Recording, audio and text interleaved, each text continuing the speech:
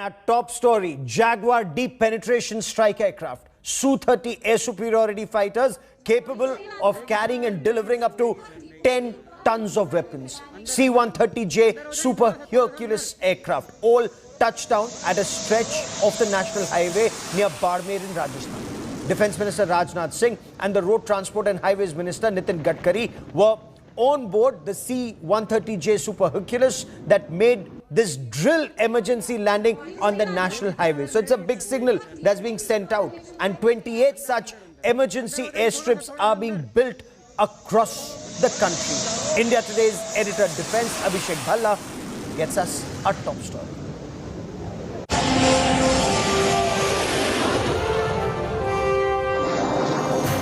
This is National Highway 925A. Location, Rajasthan's Barmer.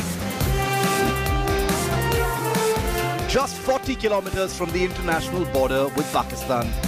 And this road, under the hot sun, has just turned into an airstrip for the Indian Air Force, giving a huge boost to frontline air power capabilities and a clear message from India to Pakistan. What you're looking at is one of India's most lethal fighter jets, Sukhoi 30 MKI.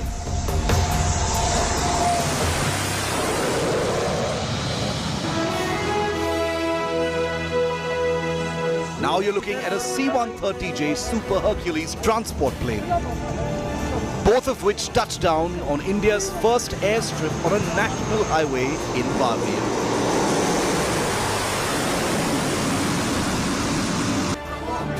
Now you're looking at a Jaguar deep penetration strike jet conducting a touch-and-go maneuver on the same highway-turned runway.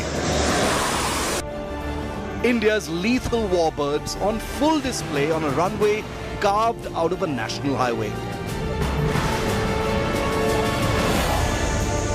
Defence Minister Rajnath Singh and Transport Minister Nitin Gadkari arrived at the venue on board one of these aircraft.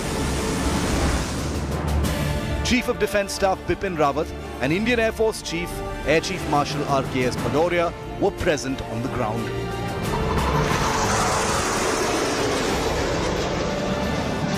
International border से कुछ ही कदम दूर इस प्रकार की emergency landing field का तैयार होना यह सिद्ध कर दिया है कि भारत अपनी एकता, संप्रभुता और अखंडता की रक्षा के लिए सदैव तैयार है। विशेष रूप से आज ये जैसा ऐतिहासिक उद्घाटन राजनाथ सिंह जी आपके हाथ से हुआ है, तो मुझे खुशी हुई कि इस साल हमने 3 वर्ल्ड रिकॉर्ड किए हैं। ये वर्ल्ड रिकॉर्ड तो नहीं है, पर एक ऐतिहासिक क्षण है। The airstrip assumes huge significance given the geographic importance of the location. Just 40 kilometers from the Pakistan border, it gives the Indian Air Force strategic flexibility in this very sensitive western sector. The airstrip can be used in emergencies and also serve as an effective runway backup in a war-like situation. Indian Air Force jets can be mobilized at short notice, and the strip will be helpful in precision strikes and sorties. The mantra is simple: a road treated right becomes a runway. According to the government, 28 such highways will be developed into runways across the country. This 3-kilometer-long stretch was built in collaboration with the National Highways Authority of India and the Indian Air Force at a cost of 45 crore rupees. In 2017, Indian Air Force Mirage 2000 fighters had conducted mock landings on the Lucknow-Agra Expressway to show that such highways can be used by Indian Air Force jets for landing in case of emergency. NHAI and Air Force have already identified 28 more locations. Some of them, like this one, will be close to the borders, others will be in the hinterland. So in years to come, more of these highways that will double up as emergency landing facilities for the Indian Air Force. With Abhishek Bhalla in Barmer, Rajasthan, Bureau Report, India Today.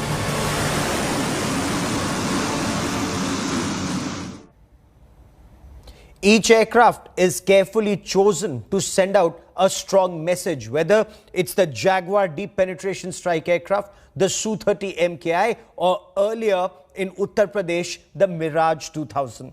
And it's a privilege to be joined by a former Mirage pilot. Group Captain MJ Augustine Vinod joins us on the show. Also with me is India Today's Executive Editor Shiv Arur. Shiv, this is meant to send out a signal to our adversaries. Now, if it's Barmer, the adversary very clearly is across the border. What signal would Pakistan be getting? Well, Gaurav, the very clear message that goes out is that India is taking air power even more seriously, than before. The fact is, India is currently in a live operational situation, in one part of the country. We all know what's happening in Ladakh. We also know that the situation has continued to deteriorate as far as Pakistan is concerned. Now we see what's happening in Afghanistan. Means that, as far as the security implications are concerned, India has to be on high alert in every possible way. The effort to actually convert many roads into airfields goes back quite a long time, but it's coming into fruition now because there is a genuine impetus to convert at least 28 highways, into emergency landing grounds. The message is very simple. Not only are these emergency landing fields, in case an aircraft needs to, land because of some kind of fault, but they provide a great deal of flexibility to military planners during a live operational situation. Okay. Frontline, landing fields, from converted highways can be used to mount strikes. They can be used for reconnaissance missions. They can be used to inject troops. They can be used, to launch drones. So all of these aspects basically mean that when our military planners, when our Air Force planners are given a mandate for some kind of air power application on one of our adversaries, many of these landing grounds will augment and add to our existing air bases, and at very low risk and at very low investment. Very, very important in today's military. Group Captain Vinod, we're a huge country. We have multiple air bases, multiple airfields, and yet this focus on emergency airstrips on highways. Now, these airstrips, they have to be special for fighter jets or transport aircraft to land. Are they specifically built in terms of specific stretches of highways being chosen? They indeed are, Gaurav. In fact, what governs the strength of the landing surface is called the PCN. Erstwhile, it used to be called the LCN, or the load classification number. It basically means that the strength, and it depends on not the size of the aeroplane. It depends on the weight and the number of wheels that the aeroplane have. You'll be surprised to know the LCN required for a Mirage 2000 or a MiG-21 is as much as 40, whereas for a C-130 or a Boeing class or an Airbus class of an aeroplane is just 14 or 15, because the number of wheels are more. Be that as it may, like you correctly covered and Shiv covered too, the 28 stretches are not only going to be an emergency landing stretches, but they are also going to be, doubling up as runways in the times of war, or in the terms of no war, no peace. But the beauty is, we are not the first country to do it. Yes. Sweden has been doing it. In UK, their practice is using Harriers. You'll be surprised to know even Pakistan does it, and Yes. has done it before us, in fact. The difference is, like Shiv brought out, the difference is that we have done it more systematically. The point is, it if I built may, to the classification. we're a big country. Pakistan is a tiny country. England is a tiny country. So tiny countries, if I may, Group Captain Vinod, if you can hear me, England is a tiny country. They may have a shortage of space. Pakistan is a tiny country. They don't have, and they know their airstrips would be targeted by us. So they need a plan B. Yeah. We're a huge country. Why do we need this? Super question. And I thank you for asking this question, because the first operation that gets launched, Gaurav, and it's important for viewers to know, is called the counter air operations. And now counter air operations consist what all? To keep the runway down and to take out the enemy radar. Then and then only, if the counter air operations are successful, is the time you will be pushing your strike aeroplane. Else, what will happen is your strike aeroplanes will not come back, because these air defense aeroplanes will, pick and choose them and shoot them down. So what the primary focus from enemy side is to take out the runway. That means runway mein itne khadde bana do keep for 3 hours or so, or 4 hours or so. Now, that is the maximum you can keep a runway down, because quick time cements ke saath, you will be able to bring the runway back up online quickly. So you have a pocked runway. That means you can't land on the runway. Now take the second aspect of the aeroplanes which are already airborne and on the verge of finishing their fuel will have to eject. In fact, there has been cases in 1971 war where our fighter pilots had to eject after crossing over to our border because the runway was not available. In the interim that the changeover happened, the runway got hit and the runway now had pockmarks. So what happens is that the emergency landing field is now available for landing. Okay. And the unique way in which we have gone about is that the traffic is going to continue because there is a feeder road. The last landing which was carried out in Lucknow-Agra Expressway, thankfully, I was one of the person overseeing this particular landing. There also all 3 fighter aeroplanes and a C-130 landed. Yes. And we took out the Garud.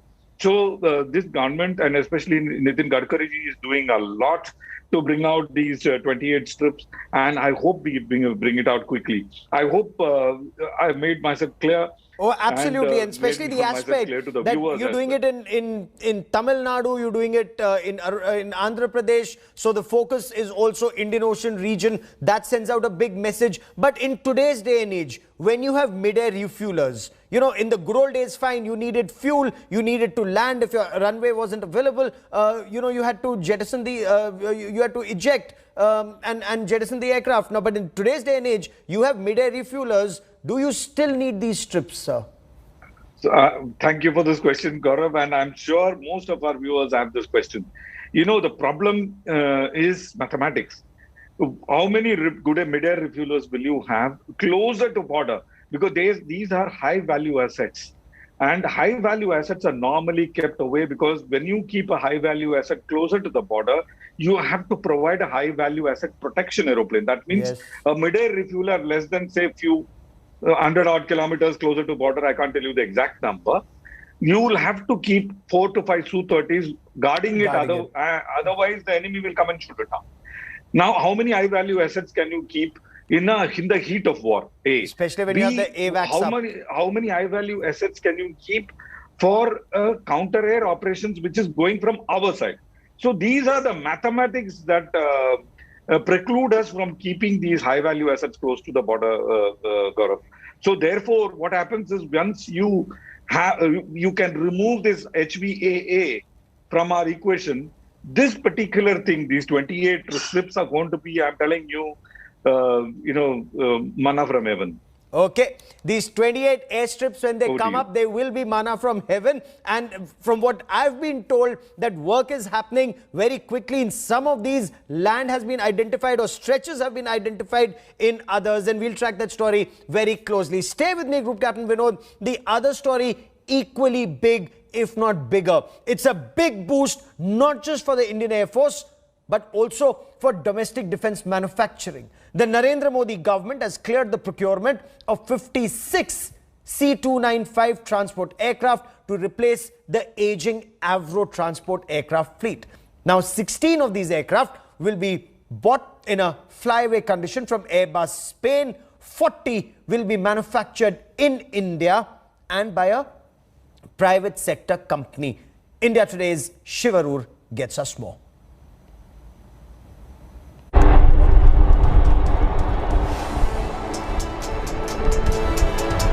What you're looking at is the C-295. A sturdy, modern military transport aircraft. Built for rapid transport of troops, 5 to 10 tons of weapons, vehicles, and anything militaries may need. And now, the Indian Air Force is all set to become the latest operator of this aircraft. The Modi government on Wednesday cleared a long-pending $2.5 billion deal for 56 of these planes. Of enormous significance is the fact that while 16 of these aircraft will be supplied by Airbus directly from a factory in Spain, the remaining 40 will be built by a private sector consortium led by the Tata Group right here in India. That alone is a gigantic milestone, the first ever military aircraft manufacturing program to be led by the Indian private sector and not state-owned Hindustan Aeronautics Limited, which has monopolized this space for decades. The C-295, in service with 15 countries, is a platform that can be configured for a variety of missions apart from its baseline duties of military transport. Other missions include maritime surveillance, special operations, command and control, and operations from unprepared surfaces.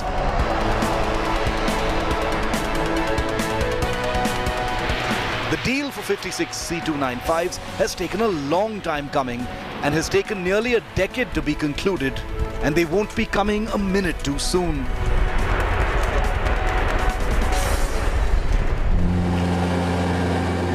The Airbus planes are intended to replace the Indian Air Force's old, aging British Avro aircraft that were once built by HAL. The aircraft have long outlived their useful life, and the Indian Air Force has long felt the need for flexible, reliable, modern tactical transport aircraft. The C-295 will join a multi-nation fleet of transport aircraft already in service with the Indian Air Force. In addition to the old Avros, the Indian Air Force's current tactical fleet comprises mostly Soviet-era AN-32 aircraft. In a higher weight class, the Indian Air Force operates a dozen American C-130J Super Hercules aircraft kitted out for special operations and missions behind enemy lines.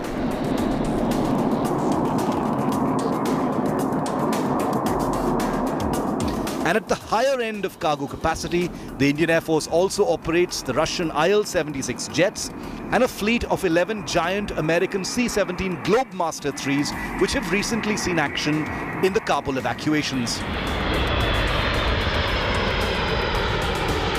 The C-295 fulfills a long-felt need for a modern military transport that's quick to maintain and fly and can operate in forward airfields at short notice.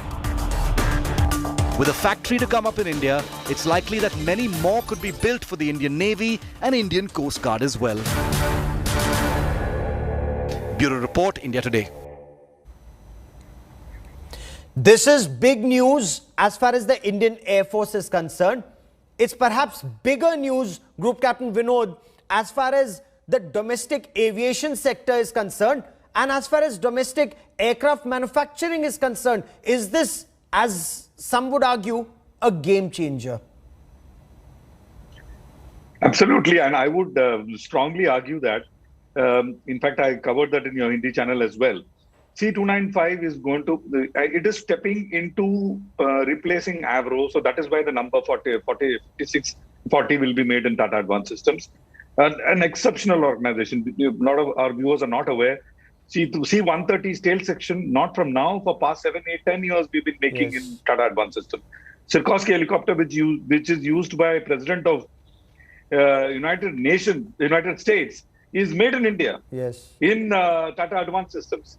So Tata Advanced Systems is the perfect choice for these 40 aeroplanes to be made. But the AN-32 is on its final leg.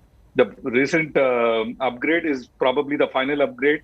And as this 56 comes in, it is going to also replace AN-32s. And you rightly covered, it is going to be inducted into Army as well as BSF and the Navy as well. But like you rightly covered, Gaurav, is that will it be a game changer for civilian sector? Yes, it will be. For two reasons. A, the original CASA C-295 design and the current design is much more aerodynamic, and in the aerodynamic parlance we call it much more area ruled, which means it is going to present very little profile to the air. Pratt & Whitney engines, the new engines, are like going to be sniffing fuel, so it can it can give competition to ATR as well as the bombardiers which are being used by SpiceJet and Indigo as well as Air India. So, and 78 capacity or 48 plus troopers with a tail open design. It can be quickly converted to a gunship. It can be converted to a hospital ship. There are AEW&C version of C-290. So you will have a basic airframe which is going to be the Harfan Mola as the times to come, and we will probably do Harfan much Mola in more the shows of times to that. come. So three years from when the deal is inked, these aircraft will be in India, and we'll be tracking that story. Group Captain Vinod for joining me here on India First. Many thanks. That is all we have time for on India First this evening. On the other side of a quick break, Ashwath Damodaran, Executive Valuation Guru, on the new success mantra. Business Today with Abha Bakaya coming up.